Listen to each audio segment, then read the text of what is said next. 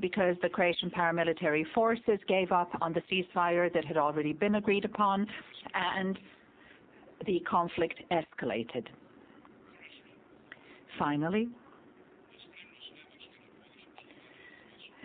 as Germany was ready to support Slovenia and Croatia in this illegal secession, even at the cost of serious clashes with their partners from the EC and the United States.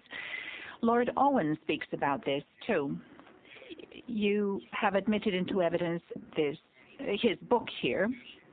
He says, I remind you, Genscher's letter to Perez de Cuellar, written in German, invoked public statements that led to greater tensions in Yugoslavia and invoked the Paris Charter. But as Perez de Cuellar reminded him in his reply, Genscher forgot to refer to the EC declaration adopted in Rome on the 8th of November 1991, which said that the prospects for recognizing the independence of those republics that so wished could only be looked into within the overall environment.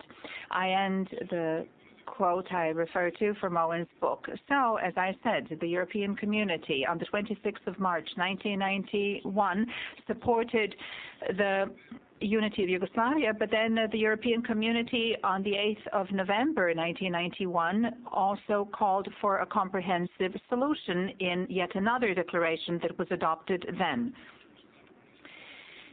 Finally, the German position did prevail. And once Pandora's box was opened, once the illegal secession was recognized, even at the cost of human lives, it was difficult to stop the blood-stained process. Things did not end in the case of Slovenia and Croatia, irrespective of the bloody consequences. A further step was made. At the end of his book, on page 384, Lord Owen says, I've been asked to read quotations slower, so I'll try to do that. The mistake made by the European Union regarding the recognition of Croatia could have been redressed had the situation not been complicated by the recognition of Bosnia and Herzegovina, irrespective of consequences. The United States of America that opposed the recognition of Croatia in December 1991 became a very active advocate of the independence of Bosnia and Herzegovina in 1992. However, it was not logical and it was not unavoidable to recognize Bosnia and Herzegovina, a Yugoslav republic that consisted of three large constituent peoples with very different positions regarding independence. End of quotation. So one mistake followed the other, one impudence followed the other, and the cost was paid in human lives. And if human lives are the price that had to be paid, then this is turned into a crime against peace. And it is probably no accident that this illegal institution does not have jurisdiction over that, crimes against peace. Warren Christopher, the U.S. Secretary of State, in his interview to U.S. Today, which was also carried by Die Welt on the 18th of June 1993, Christopher said in this interview, during the overall process of independence, and especially the premature recognition of independence, grave mistakes were made, and particular responsibility in this respect is borne by the Germans. Many experts believe that the problems that we confront today stem from the recognition of Croatia and later on Bosnia. End of quotation.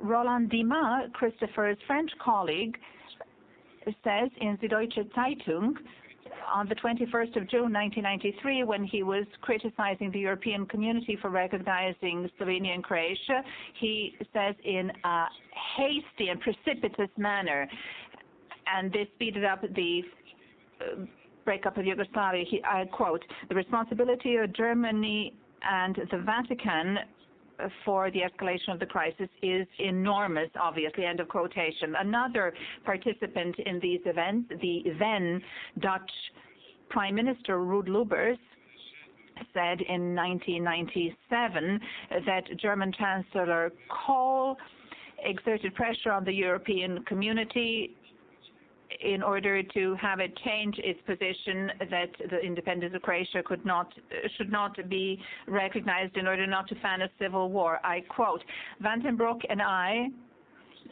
could stand on our heads. The other Europeans could only look around in astonishment.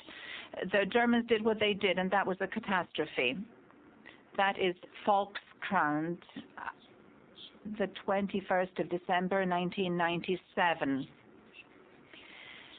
When all this support to Slovenian and Croatian secessionists in their efforts to carry out their plan is taken into consideration, then those statements made by Stjepan Mesic should come as no surprise when he spoke about the role of Genscher and Pope John Paul II.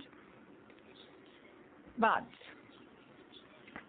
Germany's strong support to the breakup of Yugoslavia and the recognition of the independence of its breakaway republics is something that is general knowledge now. However, the question remains in many people's minds, what are the motives of this kind of action and this kind of obstinacy and persistence on the part of top leaders in the German state that had just been reunified?